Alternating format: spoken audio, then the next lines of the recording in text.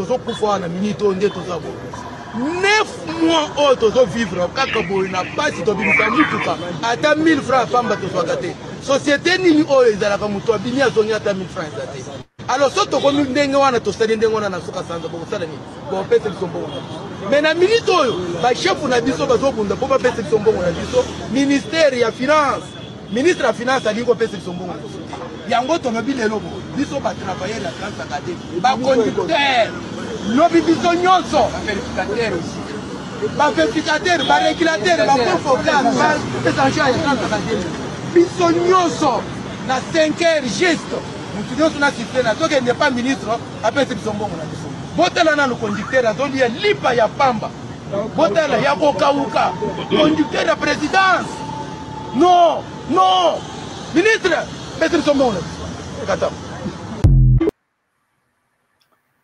Voilà. Salutations le plus fraternel à tous les amis de la MAT. Salutations le plus fraternel à tous les sympathisants de la MAT. Bienvenue encore une fois de plus dans la MAT officielle. Merci. Nous voilà tous ensemble dans notre nouveau numéro pour l'année 2025, 7 jours après. Et voilà, nous sommes là. Voilà. Merci beaucoup. Merci à tous nos abonnés. Merci de vous savoir assez nombreux au son de ma voix. Plein succès et de là où vous vous retrouvez à ce net moment. Que la paix soit au centre de vos familles. Merci beaucoup. Bien aimés, ensemble, nous allons partager. Comme d'hab, nous allons encore poser les problèmes et puis nous échanger un peu. Et en espérant que nous allons passer un très beau moment de télé. Merci beaucoup. Voilà, donc là, vous venez de voir la vidéo. Voilà, donc ça continue toujours à chauffer du côté le ministère de Finances. Ça continue à chauffer. Mbongo yaba fonctionnaire et Kewapi. Où est passé l'argent des fonctionnaires? Vous venez de voir avec amertume même un vieux papa à côté en train de grignoter un pain sec. Un pain qui n'est même pas beurré. Il n'y a même pas du beurre, c'est-à-dire même pas avec des cacahuètes. Mais un pain sec, un vieux papa comme ça. Et si un vieux papa comme ça peut grignoter un pain sec, imaginez un peu la situation que ce monsieur a laissé derrière lui à la maison. Où est passé l'argent des travailleurs? Monsieur Nicolas Kazadi était là, comme ministre de Finances. Il y a eu des problèmes. Il y a des sommes d'argent qui, je ne sais pas moi, qui s'est volatilisé comme ça. C'est-à-dire que non, des fantômes venaient récupérer l'argent et s'en allaient avec. Il y a eu des sommes qui ont disparu au sein du ministère de la, comment dirais-je, de Finances. Jusque-là, nous avons l'État, c'est-à-dire que l'État a tourné la page. Nous ne savons pas aujourd'hui, aucun Congolais ne le sait. Aucun Congolais connaît l'endroit où est passé l'argent de la République. Aucun Congolais ne le sait. C'est-à-dire que l'argent, ce qui est marrant, c'est que, c'est-à-dire à un moment donné, nous, on se pose la question. Est-ce que le Congo n'est pas un pays fantôme? Parce que tout ce qui se passe à l'intérieur de la RDC, nous avons l'impression que c'est un pays fantôme. Parce qu'il y a des sommes d'argent qui disparaissent en République démocratique du Congo. Et c'est-à-dire que les responsables du secteur n'ont jamais été inquiétés. C'est-à-dire que l'argent peut disparaître dans le ministère des Finances. Il suffisait seulement que le ministre des Finances vous dise que je ne connais pas où est passé cet argent. L'affaire est close, c'est fini. Mais la somme a disparu. Il n'y a plus de traçabilité. On ne peut plus établir qui est les voleurs. Non. Les coupables n'ont jamais été entendus. Et ça, c'est depuis. Souvenez-vous de l'argent comment dirais-je, des rames. À telle enseigne qu'il y a eu un ministre qui a tenté de défendre cela dans les parlements, mais ça capotait. Ça capotait de tous côtés. C'est-à-dire qu'il voulait à tout prix défendre la chose, mais c'était plus fort qu'eux. À telle enseigne qu'on était obligé de tourner la page. Où est passé l'argent des rames? On n'en sait rien. Ça veut dire que des fantômes se réveillent en RDC un moment, ils ont besoin de se servir, ils viennent récupérer l'argent du contribuable. Et pareil dans le ministère des Finances. À chaque fois, les fantômes ont besoin d'argent, je ne sais pas, pour faire des courses dans leur monde, ils viennent s'en servir là-bas. Après, les responsables ne connaissent rien du tout. Et personne n'est inquiété, mais l'argent disparaît quand même. Et c'est ça la maladie. Et c'est ce qui gangrène la République démocratique du Congo. C'est ça la maladie qui gangrène la République démocratique du Congo. L'argent disparaît. Posez-vous la question aujourd'hui. Nous sommes en 2025.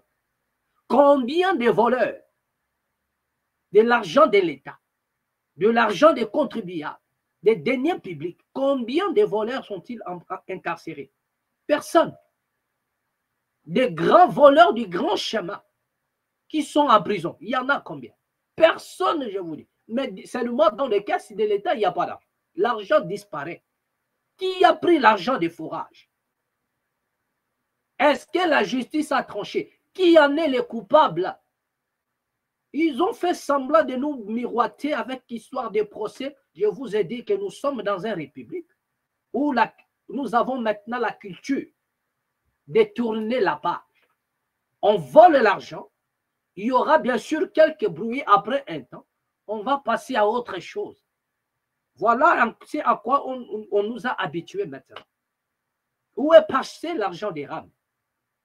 Où est passé l'argent des lampadaires? Où est passé? C'est-à-dire que tout disparaît au Congo. Mais les voleurs ne sont pas traqués. Les voleurs ne sont pas établis. Il n'y a pas de voleurs en prison. Il n'y en a pas. Ou peut-être quelqu'un qu'on a limogé parce qu'il y a l'argent qui a disparu dans son secteur. Il n'y en a pas aussi. Même pas en prison. Limogé. On s'est dit, bon voilà, il a été limogé. Pourquoi? Pour une simple raison. Dans le ministère de l'enseignement, n'en parlons même pas.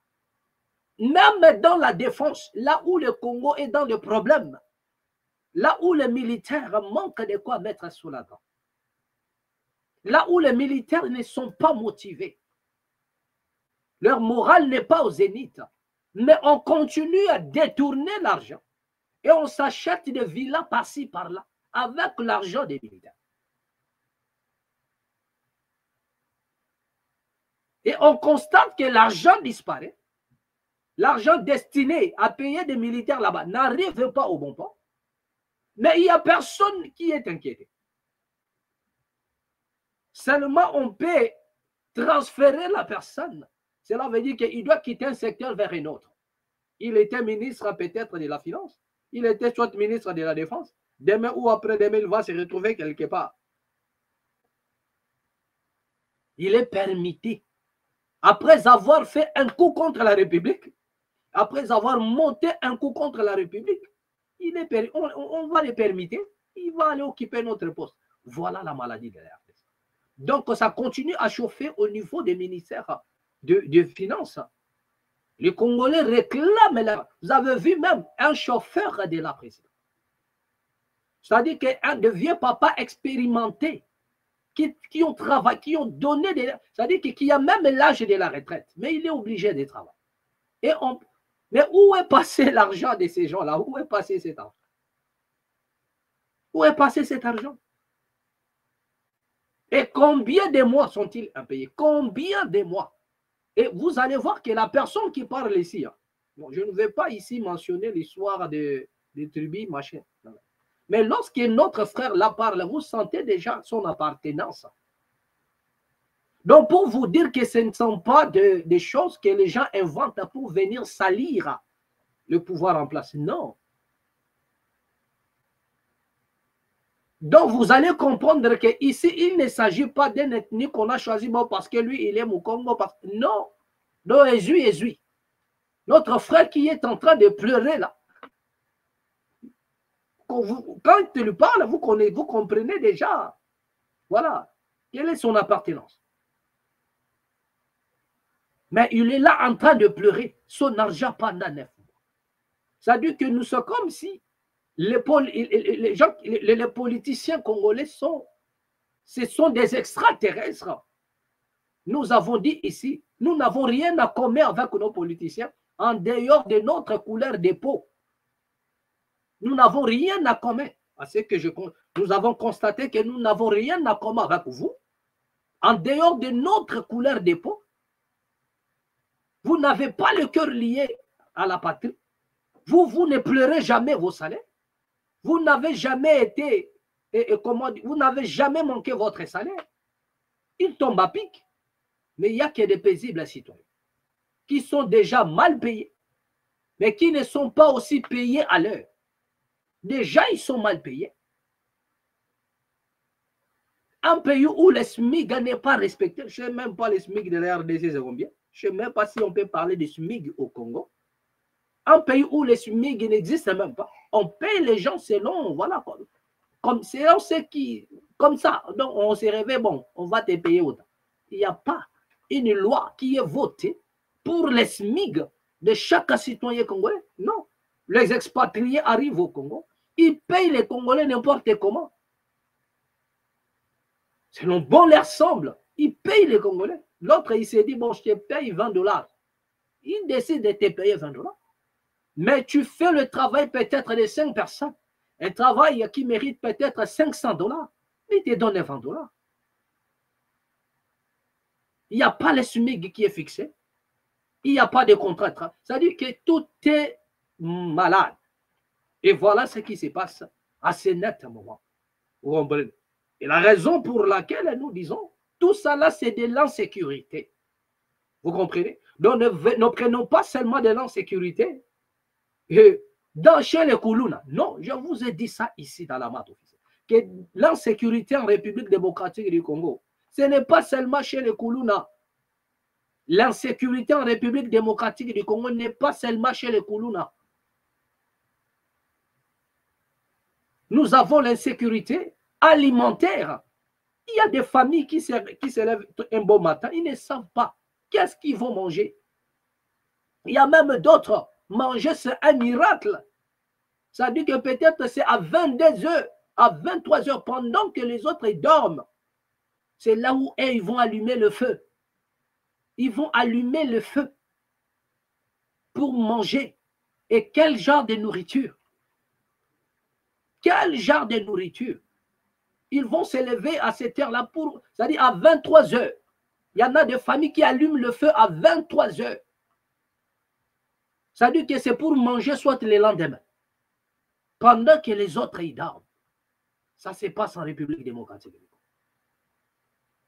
Il y a de l'insécurité alimentaire. Il y a de l'insécurité sur le plan scolaire. Les enfants, ils partent à l'école.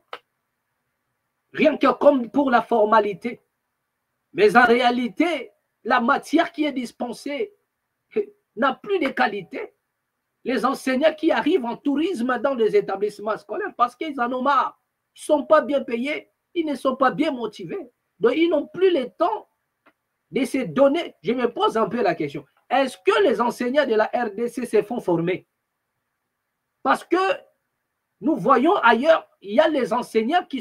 C'est-à-dire qu'il y en a des formations, peut-être par an, ou chaque 2 ans, ou chaque 6 mois.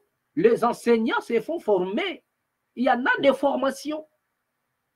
Parce que la science évolue. Dans l'éducation, il y a des formations. Mais est-ce que les enseignants congolais, vous allez voir un enseignant qui détient les documents de 1990, je dis bien, vous allez voir, surtout à l'école primaire, vous allez voir un monsieur qui a des documents de 1990. Des documents déjà usés, en lambeaux. Et ce sont des documents qu'il garde. Et c'est avec ça qu'il enseigne les élèves. C'est-à-dire qu'il n'a plus le temps d'aller se ressourcer. de ressourcer sa matière grise. Non. La raison pour laquelle vous allez voir qu'au Congo, quand vous avez une famille de 5 enfants, la plupart des parents disent à leurs enfants que c'est-à-dire que si vous avez des documents, les cahiers que l'aîné a utilisés, c'est le même cahier que le frère cadet va utiliser à son tour. Pourquoi? Parce que il va voir la même chose. Rien n'évolue. Les enseignants, ils ne suivent plus de formation. Ils ne sont même pas formés. Parce qu'en dehors des diplômes, il y a des formations. On ajoute la science au jour le jour. Mais au Congo, il y a des enseignants, des professeurs. La même syllabus là qui le détient. C'est le même syllabus qu'il reproduit chaque année. Il n'y a pas de nouveauté. La même matière qu'il a dispensée, c'est la même matière qu'il va dispenser l'année prochaine. Ça ne se passe pas comme ça, l'enseignement. De regarder comment est-ce que le peuple est borné. Eux-mêmes, ils n'avancent pas. Tout ça, pourquoi? Parce que tout est, c'est-à-dire que mal organisé, alors que les enseignants République démocratique du Congo, on devrait les envoyer, se faire former. Après les diplômes, après leur diplôme, on doit se faire former. On ne peut pas être médecin. Depuis Kobima assistant ou médecin, je ne sais pas moi. Tu ne suis jamais de formation. Pour perfectionner, c'est-à-dire il faut toujours ajouter les surplus dans son diplôme. Et en RDC, jamais. Quelqu'un qui est diplômé aujourd'hui, c'est fini. Le même document qu'il garde, c'est le même document, le même manuel qui va s'en servir toute sa vie. Alors qu'ailleurs, la science évolue. La connaissance augmente. Tout ça, pourquoi? Parce qu'il y a de l'insécurité. Sur tous les plans, il y a de l'insécurité. Sur tous les plans. En parlant de l'insécurité, suivons cette vidéo de Konsamu Tamba pour la 3e vague, je crois, des colons. Suivons un peu ça. C'est bon, monsieur. Mbangu, vous vendez déjà au Sambela. Mbangu. Allez, vous allez au Sambela déjà. Mbangu.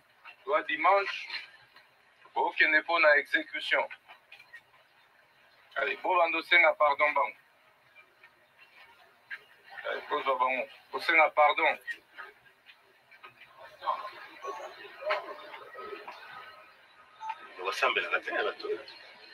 Babandi deja le bobanda bosambela nzambe mbangu mungongo makasi bosenga bolimbisi na bato nyonso bosala mabe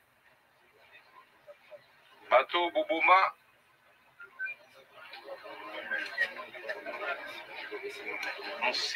bosenga bolimbisi na bamama oyo boviola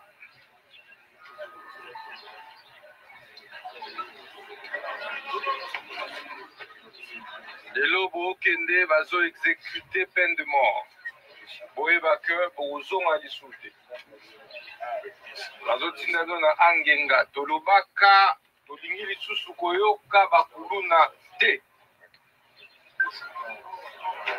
population elembi face toyali na guerre na est na barwanda oyo bazo atake mboka tozala isu na guerre na bakuluna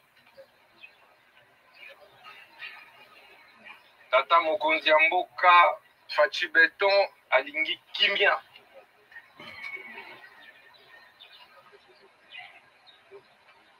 toyokani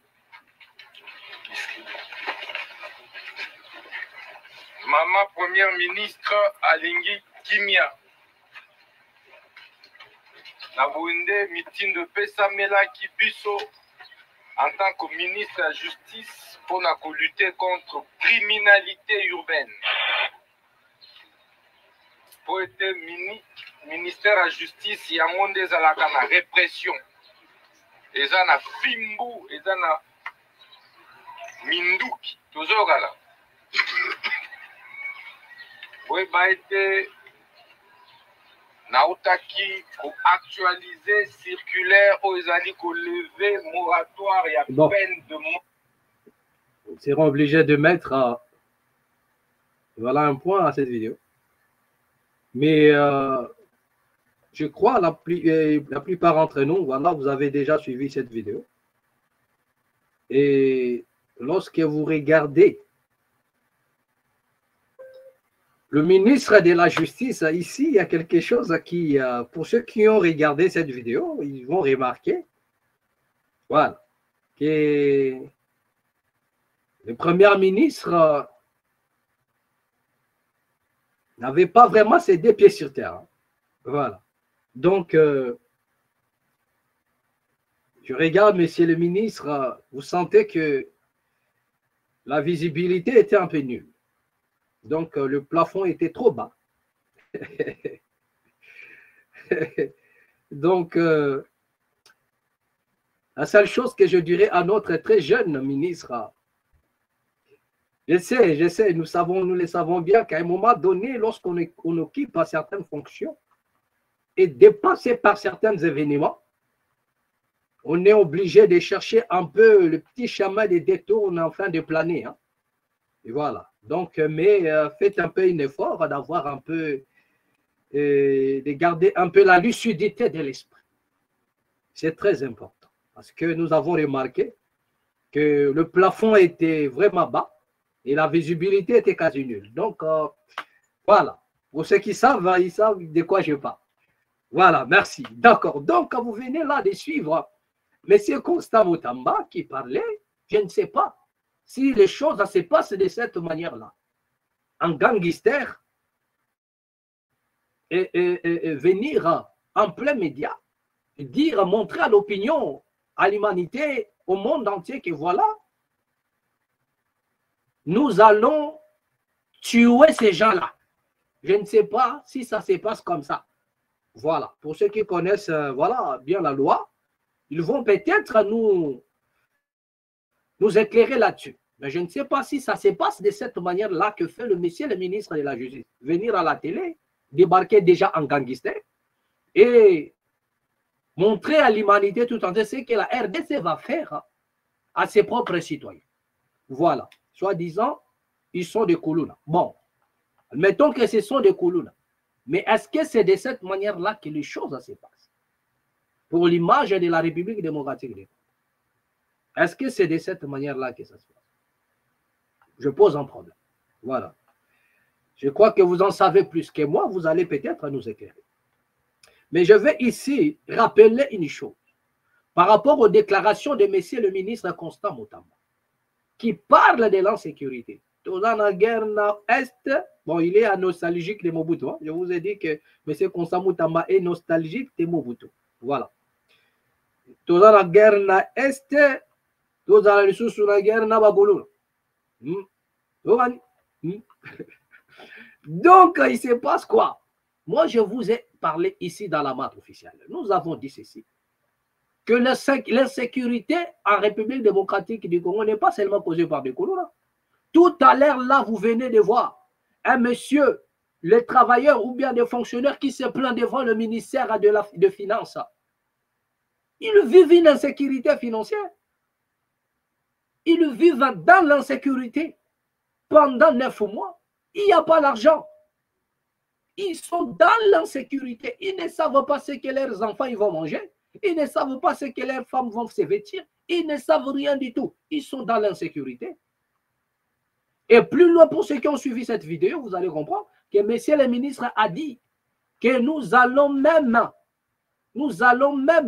c'est-à-dire quoi? Élargir la peine de mort, même sur le voleur des deniers publics. Cela veut dire quoi? Cela veut dire que chaque Congolais reconnaît au moins qu'il y en a des voleurs de l'argent de l'État en République. Même les autorités eux-mêmes, aucun politicien congolais ne peut dire que l'argent ne disparaît pas au Congo. Tout le monde le sait, qu'il soit du pouvoir et de l'opposition, c'est-à-dire que tous ils reconnaissent que l'argent disparaît. Mais seulement, il y a une chose, c'est que ceux qui prennent cet argent-là sont des invisibles. L'argent disparaît dans des secteurs où il y a même un responsable et les responsables ne voient pas l'argent disparaître. Ces subordonnés ne voient rien disparaître. Et au finish, il n'est pas condamné. C'est ce qui se passe. Donc, c'est ça l'insécurité que nous traversons en République démocratique du Congo. Il n'y a pas que les Koulouna. Mais, comme Samou Tambadi, nous allons élargir la peine de mort, même chez les voleurs de l'argent. Mais déjà, ces voleurs-là ne sont pas arrêtés. Suivez-moi bien. Déjà, les voleurs-là ne sont pas arrêtés. Et comment allez-vous, par quel mécanisme vous allez faire pour enfin exécuter la peine de mort chez les voleurs du dernier biblique? Donc, ça, c'est déjà une illusion et un mensonge au cadre balancé par M. Konsamou Tamba, République démocratique du Congo. Ça, c'est la honte, messieurs. Vous ne pouvez pas dire des choses comme ça parce que nous savons bien que vous ne le ferez pas et vous êtes déjà incapable. Vous n'avez pas pu donner la réponse. Là où nous vous attendons, on a tué nos frères à Makala. Où est la justice? On a tué nos frères à Makala. Qui sont les commanditaires de ces massacres à la prison de Makala? Vous avez été soi-disant empoisonné, monsieur le ministre. Vous avez été soi-disant empoisonné. Où en sommes-nous avec les enquêtes? Qui sont les commanditaires? Dans le ministère de la Justice, il y a des caméras. Il y a des caméras à l'intérieur, il y a des caméras à l'extérieur. Comment ces gens-là ont-ils fait pour rentrer et vous empoisonner? Si ce n'était pas un scénario, une mise en scène, nous voulons voir des preuves. Donc arrêtez un peu de dire des choses pour, je ne sais pas moi, plaire à l'opinion, alors que dans votre conscience, vous le savez bien, que c'est au-delà de votre pouvoir. Vous ne pouvez pas le faire. Déjà, ces gens-là ne sont pas arrêtés. Vous parlez de peines de mort à qui? Aux moustiques qui sont dans la prison de Makala ou bien à des politiciens? Parce qu'il n'y a aucun politicien là-bas qui a volé l'argent qu'il y a à Makala. Il n'y a personne. Mais la peine de mort, vous allez exécuter ça sur lui. Déjà, arrêtez, vous n'avez arrêté personne. Mais là, qui vous allez... Donc, voilà un peu les aventures auxquelles nous assistons à la République démocratique. Nous disons ceci à messieurs le ministre, que nous répétons encore ceci.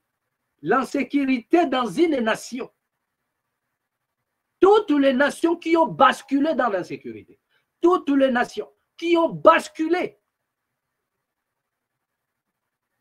dans le désordre, toutes les nations qui ont produit des brigands, toutes les nations déchirées par la violence, ce sont des nations où l'injustice sociale règne. Et à l'heure où nous sommes en train de parler, la RDC emboîte les pas. La RDC est dans le schéma des nations qui sont plongées dans le chaos par l'injustice sociale. Donc, vous avez intérêt de remédier à cela. Au cas contraire, la RDC deviendra l'Haïti de demain. Regardez comment est-ce que l'Haïti a sombré. Regardez comment l'Haïti a sombré. Aujourd'hui, même le gouvernement n'a plus la solution. Tellement il y a maintenant des gangs qui contrôlent l'Haïti. Haïti est contrôlé aujourd'hui par des gangs. Il y a eu des convois militaires qui ont été envoyés en Haïti pour calmer la situation, mais rien ne marche. La population a des armes, il y a des gangs, et c'est la gang qui fait la loi. Et voilà le chemin auquel la RDC se retrouve à ce net moment. Et si vous ne réglez pas cela, avant que cela ne soit trop tard, nous allons vivre l'Haïti en République démocratique du Congo. Ce n'est pas en arrêtant les Koulouna que vous allez mettre fin à l'insécurité, non. Je ne dis pas qu'il ne faudrait pas qu'on les arrête. Mais est-ce que ça, c'est le vrai problème? Déjà, la justice ne peut pas être injuste en même temps.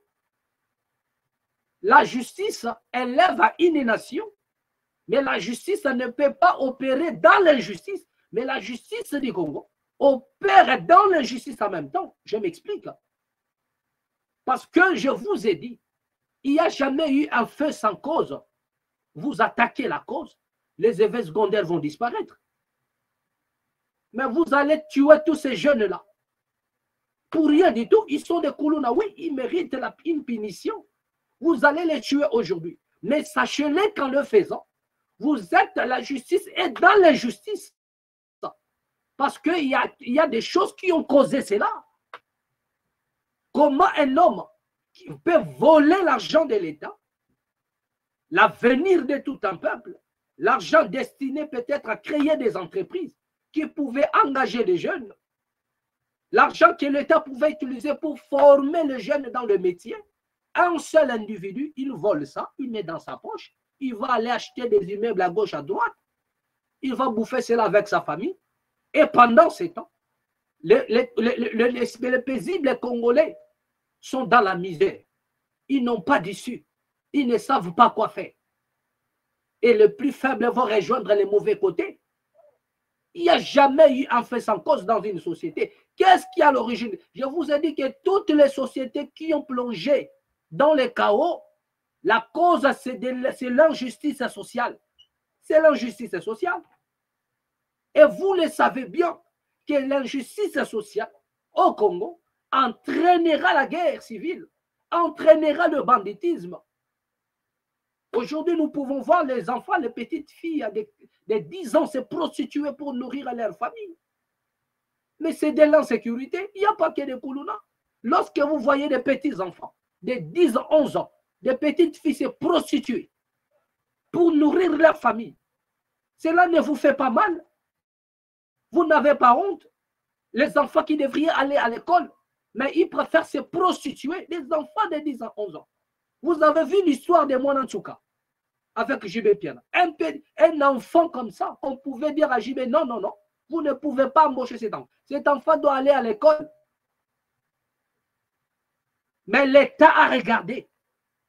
Les autorités ont regardé. Ils prenaient plaisir à des choses comme ça. C'est dans ça qu'ils prennent plaisir.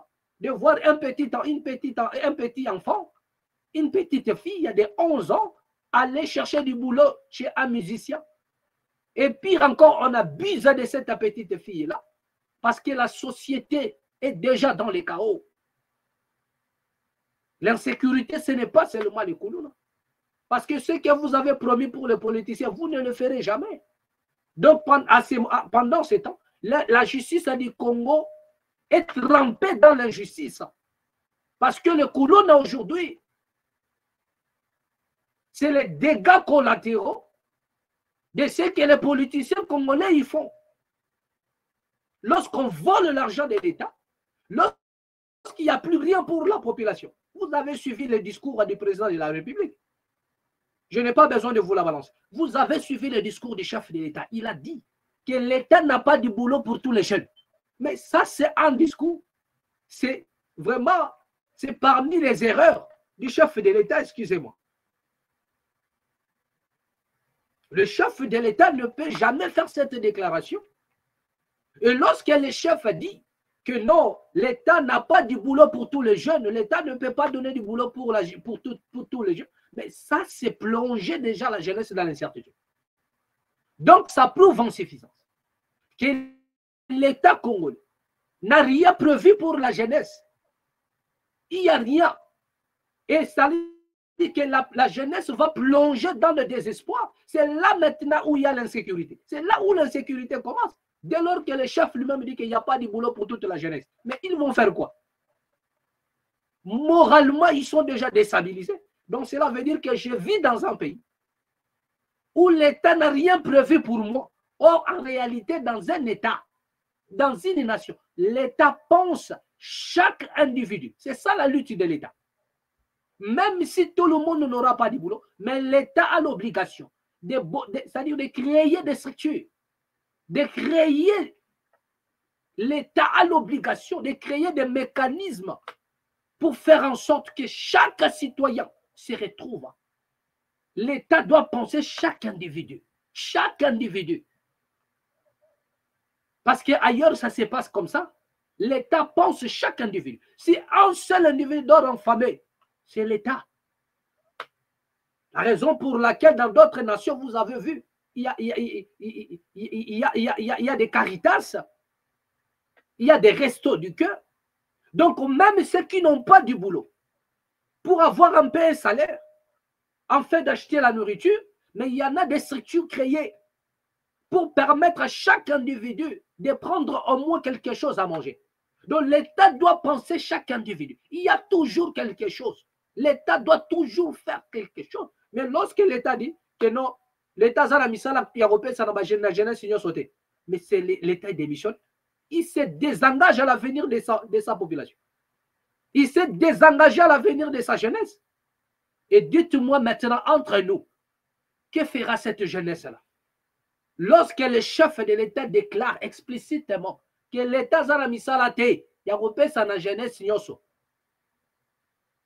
mais entre vous et moi, dites-moi maintenant, il n'est-ce pas là une manière de plonger cette jeunesse dans le désespoir? Que non, je suis congolais, je vis dans un pays où l'État n'a rien prévu pour moi. Ça dit que tu dois vivre dans le miracle. Tu dois vivre dans le miracle. Tu dois vivre dans le miracle. L'État n'a rien pour toi. Mais la jeunesse va basculer dans le mauvais côté. Donc, à un moment donné, vous devriez comprendre le pourquoi, les comment de chaque chose. Le pourquoi, les comment de ce qui se passe. Le pourquoi, les comment de ce qui se passe. C'est ça la République démocratique du Congo. C'est ça la République démocratique du Congo. Et on va parler des Koulouna qu'on va aller tuer à gauche et à droite en plein média. Oui, c'est bien bon de le faire.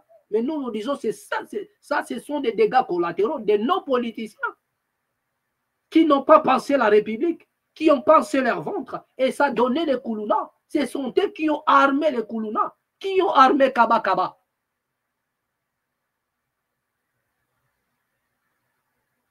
Qui ont armé les Kaba Kaba. Et cette affaire-là des reins, affaire reins en République démocratique du Congo, qui sont derrière ça? Les mêmes personnes ont utilisé les Koulouna pour faire l'opération. Denis Sessanga a dénoncé cela. Ce n'est pas moi qui l'ai dit. C'est honorable Denis Sessanga. Il y a eu des lois qui ont été même votées. Le Sénat a validé. Il n'est resté que l'Assemblée nationale. Donc la complicité même de l'État pour assassiner la population. Parce que comment vous allez obtenir le rein? Il y aura des morts, il y aura des morts et des morts. Tellement il y a la crise. Tellement tout le monde, c'est-à-dire que les gens, ils veulent l'argent.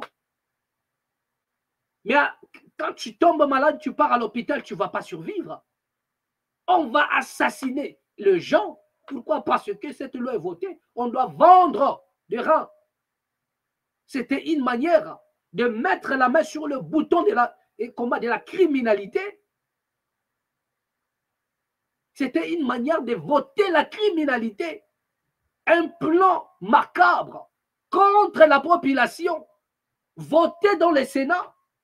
Et il ne restait que l'Assemblée nationale. Denis Sessanga, l'honorable Denis Sessanga, a dénoncé cela. A dénoncé cela. Donc vous comprenez qu'à un moment donné, la justice baigne dans l'injustice. Parce que les mêmes personnes qui sont en train de voter des lois, ou bien de prendre des résolutions, d'éradiquer le Koulouna, c'est les mêmes personnes qui ont comploté contre la population à faire rien. C'est les mêmes personnes qui ont, comment dirais-je, armé Kaba Kaba et puis sa bande, qui ont donné l'argent à Kaba Kaba. Et ils ont fait fuir même d'autres personnes en Afrique du Sud. Kaba Kaba a tout dénoncé. Où en sommes-nous? Où en sommes-nous? Pourquoi? C'est-à-dire que montrez-nous le résultat du procès Kaba Kaba. Qui sont les commanditaires? Qui sont les commanditaires? Donc, vous voyez un peu, c'est en quoi nous assistons. Donc, excusez-moi, mes chers frères, parce que nous sommes allés vite, sans pour autant un peu vous présenter le sujet du jour, vous comprenez. Donc, nous nous sommes mis à parler directement, parce qu'il y avait tellement de choses à dire. Excusez-moi, bien-aimés, voilà, mais nous ne serons pas vraiment longs. Parce que ce qui était prévu aujourd'hui, c'était prévu que nous puissions parler de la pression internationale des USA sur le M23. Il s'agissait de cela. Et il s'agit aussi de l'Angola. Angola aussi emboîte les pas. Il fait la pression.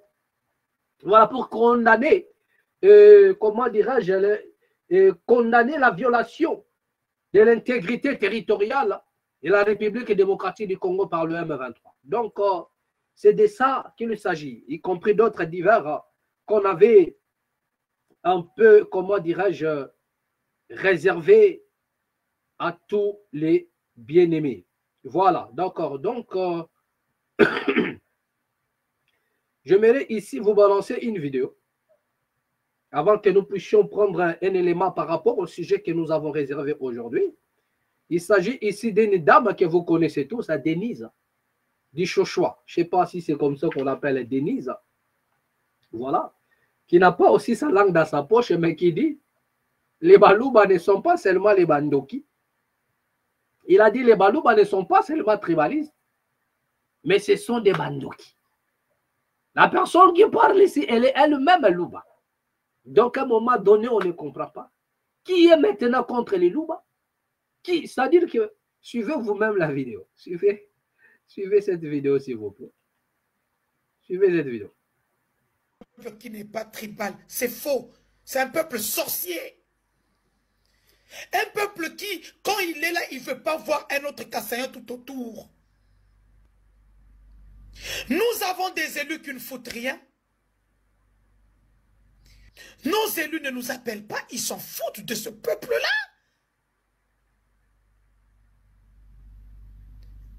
Mais le Kassaïen, qu'est-ce qui vous prend? Mon peuple est devenu un peuple, on peut dire, paria,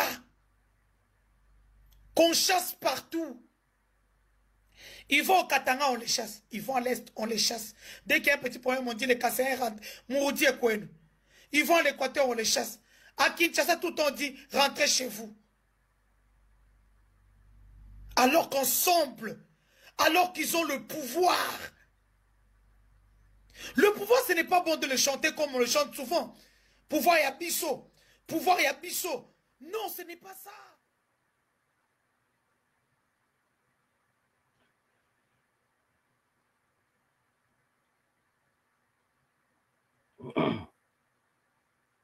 Voilà, d'accord. Donc, il s'agit là de Denise, qui n'a pas aussi sa langue dans sa poche. Voilà. Qui dit que les Louba ne sont pas seulement tribalistes. Ils ne sont pas seulement tribalistes, c'est aussi des Bandoki. Mais qu'est-ce qui se passe autour de nos frères du Kasaï? Il est temps que nos frères du Kasaï puissent se ressaisir un peu.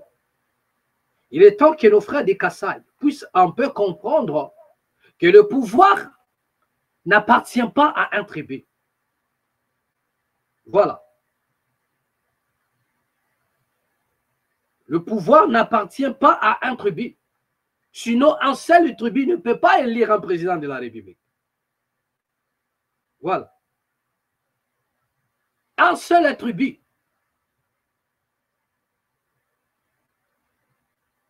Un seul tribu ne peut pas élire un président de la République.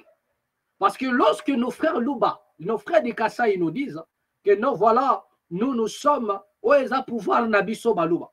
Mais moi, je vous ai toujours dit ici, cela relève d'une malhonnêteté intellectuelle. Je ne sais pas si les gens comprennent ce qu'ils disent et ce qu'ils affirment. Lorsque vous dites que au pouvoir Nabiso Balouba, donc, ça prouve en suffisance que le président de la République, Antoine Tshisekedi, est président de la République par une triche, par la triche électorale. C'est que monsieur le président, il est président de la République par triche électorale. Parce que s'il a été réellement voté à la suffrage universel, donc vous ne pouvez pas dire le président, il est du Kasaï, oui, mais le pouvoir n'est pas Kassaïen. Le pouvoir n'est pas Louba.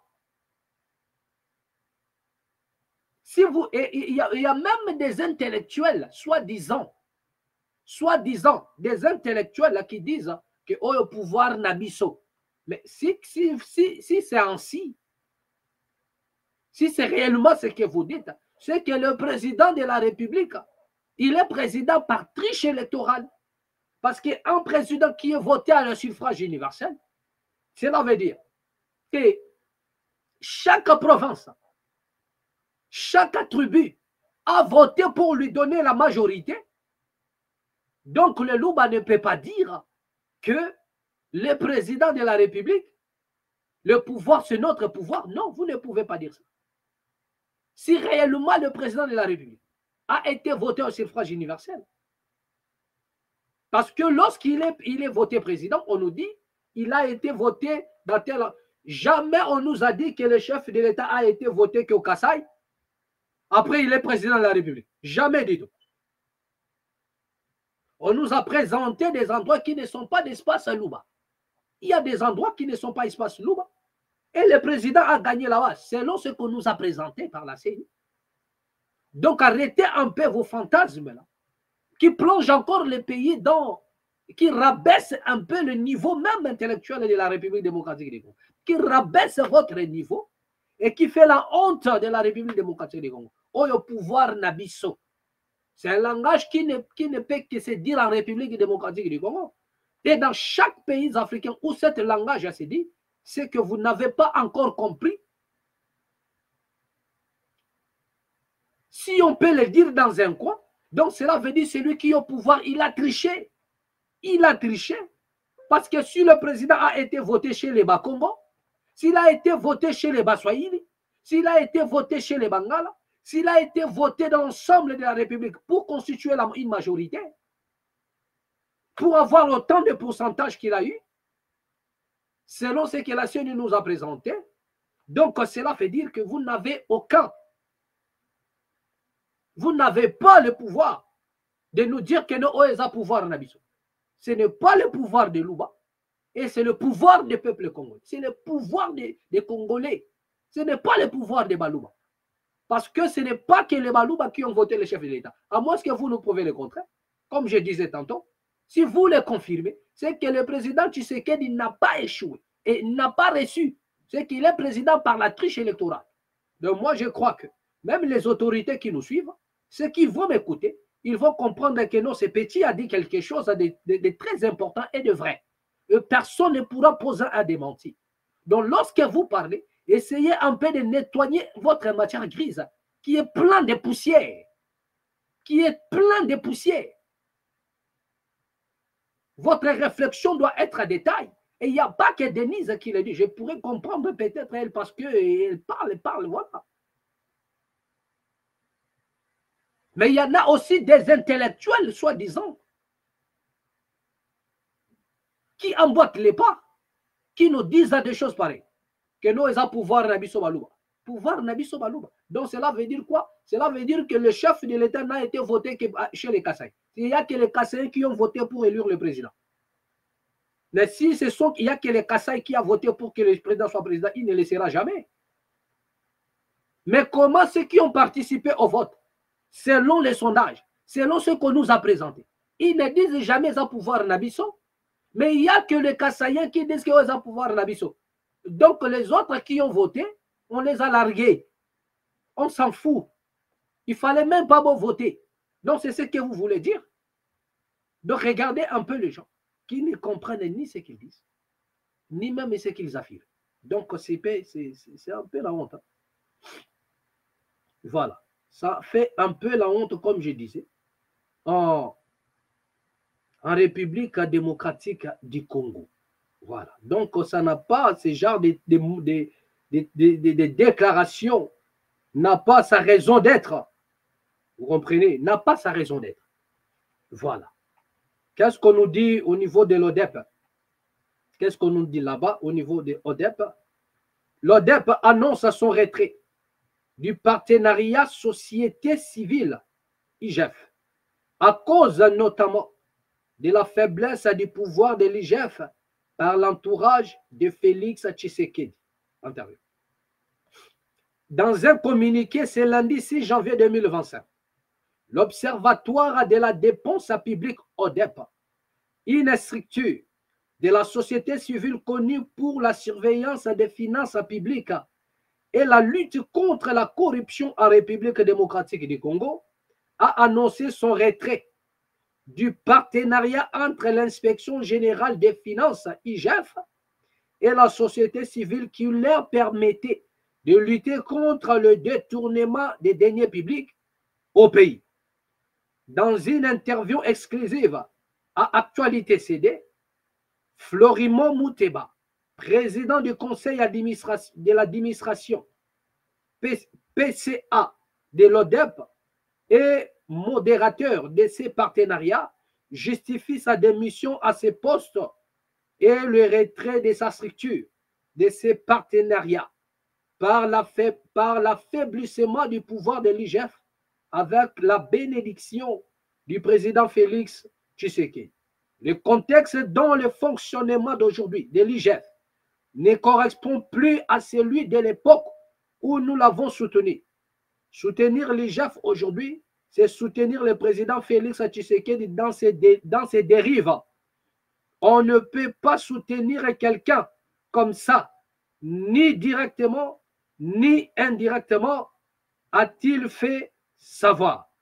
La suppression de la portefeuille financière de l'IGF, Florimond Mouteba indique que l'autre raison du retrait de sa structure de cet accord est la suppression de la patrouille financière de l'IGF, même si cette dernière n'a jamais donné d'informations dans ce sens. Et pourtant, cette initiative a permis de doubler la mobilisation des recettes, passant de 4 milliards de dollars sous le régime du président Joseph Kabila à 9,6 milliards en 2023. Selon lui, Félix Tshisekedi connaît bien cette situation. La famille du président de la République, au sens large, occupe les institutions. Ils sont partout où les deniers publics sont manipulés. Je réitère, hein, la famille présidentielle, ça c'est fait partie de la raison pour laquelle l'ODEP s'est retiré de l'IGF. Vous comprenez? La famille présidentielle, la famille du président de la République. Excusez-moi. La famille du président. Excusez-moi. La famille du président de la République, au sens large, occupe les institutions. Ils sont partout où les deniers publics sont manipulés.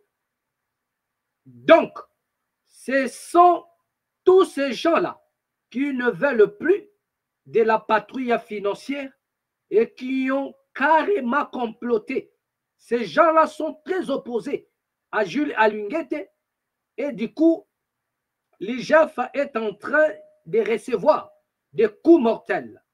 À cause de ces complots-là, ils ont réduit les pouvoirs de l'IGF, notamment son dédoublement, a-t-il dit, Actualité CD. Poser la question à Alunguete, il ne veut peut-être pas en parler pour ne pas gêner ceux qui l'ont fait, parce que ça vient du président, ça vient d'en haut.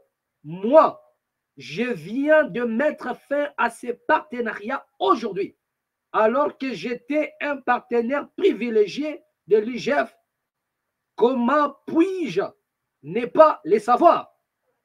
La création de DIEF au sein de l'ANER, parlant du dédoublement de l'IGF, il fait référence à la création en août 2024 du département de l'intelligence économique et financière DIEF au sein de l'Agence nationale des renseignements ANER, dont la mission devrait consister notamment à la vérification et au contrôle des flux de capitaux, des transactions bancaires et non bancaires, des paiements mobiles et des monnaies virtuelles, ainsi que dans la surveillance des ressources naturelles et des produits stratégiques.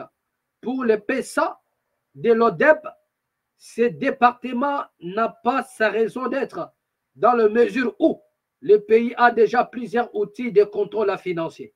Nous avons suffisamment d'instruments aujourd'hui, dont l'IGF, la Cour des comptes, la CNRF. Nous avons suffisamment de structures de contrôle en rapport avec les finances publiques, et en créer une autre n'était pas opportun. La NER n'a même pas les moyens de payer 500 $ américains à ses agents. La NER est une administration pauvre. et lui ajoute une structure permet de créer de nouveaux pauvres, a-t-il fait savoir. La lecture est tellement longue, nous sommes obligés de nous arrêter. Donc, comprenez un peu. Lorsque je vous parle de l'insécurité, je vous ai dit ici qu'il y a de l'insécurité partout. Regardez maintenant comment est-ce que l'ODEP vient de se retirer de, comment dirais-je, de l'IGF. Et vous avez entendu tellement la famille, il parle de la famille du président. Partout où il y a les deniers publics, et ils sont là. Et à cause de tous ces gens, il est dans le sens élargi. Hein. Et à cause de tous ces gens-là, il n'y a pas moyen d'effectuer des contrôles. Ils ne peuvent pas. Tout est, je vous parle ici de l'insécurité. Et puis Konsamou Tamba vient nous parler ici, dire que non, nous allons étendre la peine de mort même chez les voleurs. Regardez l'insécurité. Regardez de l'insécurité. Et c'est dans cette nation-là où l'on parle de l'état des droits. Je ne sais pas si les autorités congolaises n'ont pas honte. Donc, chaque politicien, il suffisait qu'il occupe un poste. Il s'en fout du reste. Tout ce qu'il a appris. Je ne sais pas lorsqu'ils vont à l'université, ceux qui partent à l'école, je ne sais pas si on les apprend à voler. Parce que lorsqu'ils viennent, l'exercice qu'ils mettent en place, les techniques qu'ils déploient, c'est les techniques du détournement, les techniques du vol. Et en dehors de cela, c'est la famille. Ce monsieur évoque la présence de la famille présidentielle. Dans un sens élargi. Qui sont là où il y en a les deniers publics. Et vous ne pouvez dire un mot. Vous ne pouvez dire un mot. C'est la famille présidentielle. Et voilà l'impact qui descend sur la nation.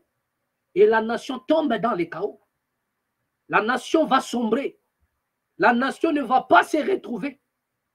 La nation ne va pas se retrouver.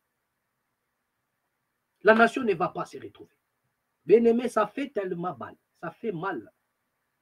Ça fait tellement mal. Il faudrait qu'on en parle. Ça fait tellement mal de voir la situation de la RDC. Où l'insécurité règne partout. Je vous ai dit que l'insécurité règne partout.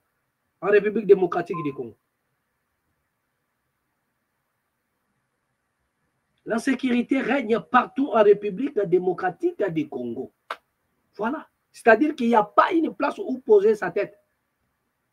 Et il y a un ministre de la Justice, voilà, qui vient faire le one-man show. Ah. Il vient faire, monsieur Konsamou Tamba vient faire le one-man show en République démocratique du Congo. Alors que la situation va mal.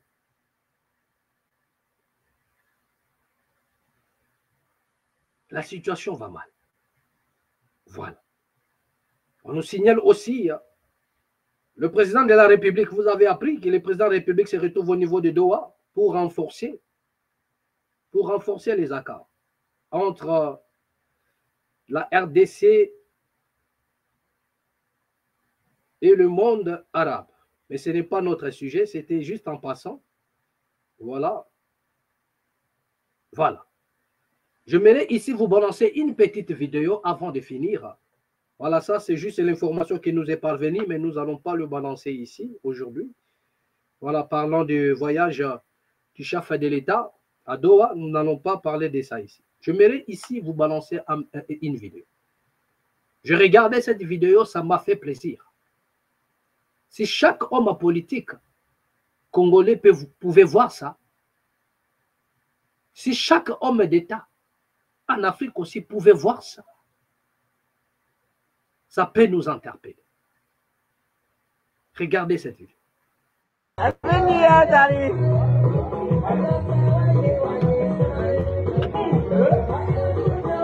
va aller.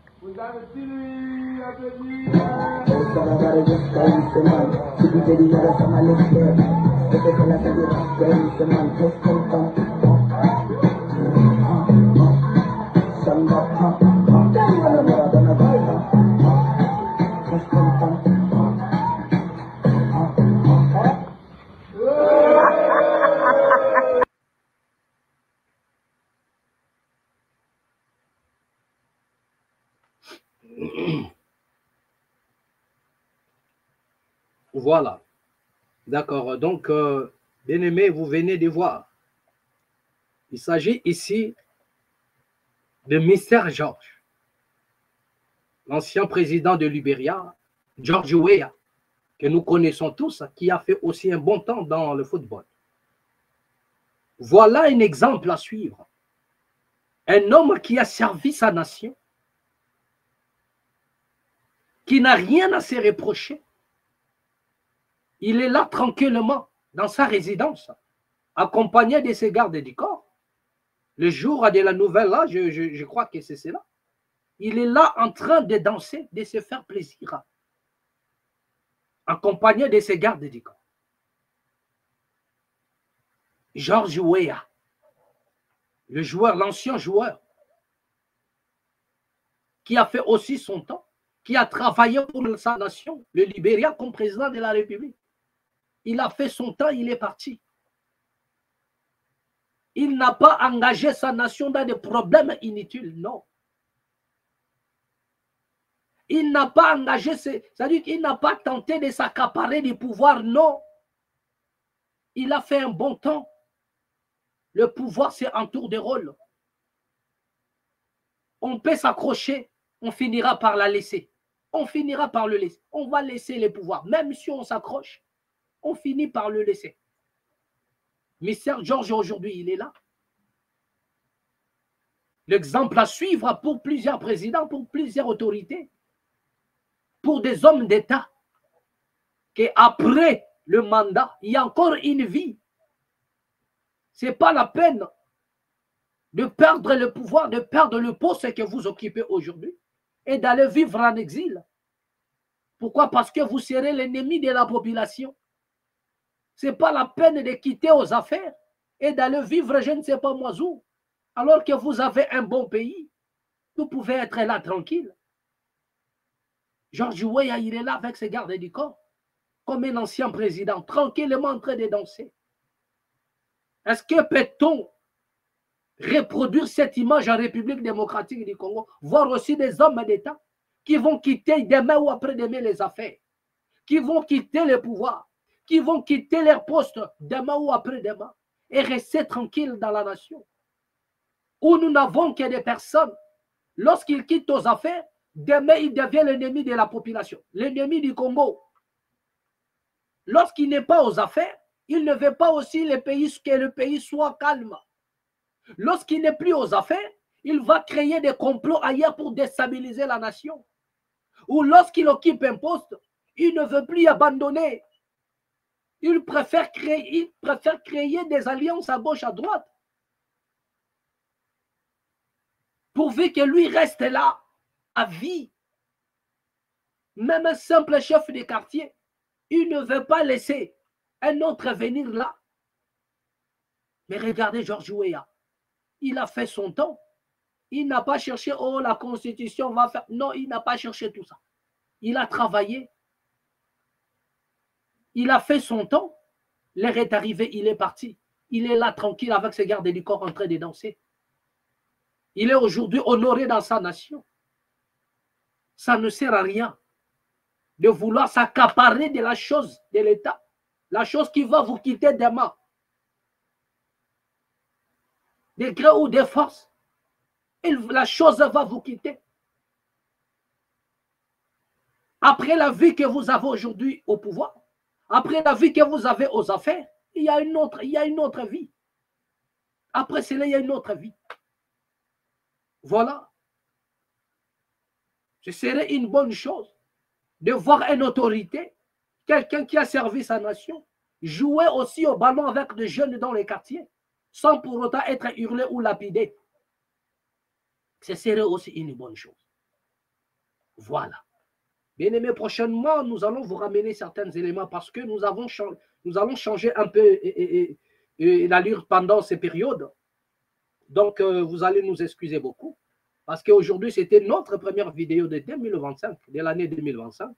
Mais voilà, nous sommes en train de modifier un peu notre manière de faire par rapport à certaines choses. Voilà. Donc, vraiment, s'il vous plaît, ne nous tenez pas trop de rigueur parce que nous sommes en train de nous préparer un matériel, à plusieurs choses pour tout améliorer. D'accord? Donc, ça nous prend un peu de temps. Voyez? Et malgré cela, nous ne pouvons pas vous laisser comme ça, la raison pour laquelle nous sommes là pour parler. Voilà. Merci beaucoup quand même à tous ceux-là qui nous ont suivis. Vous étiez là au son de ma voix. Merci de vous savoir su nombreux. Partagez cette vidéo et à nous revoir au prochain numéro. Toujours ici, dans la mat officielle. Amen.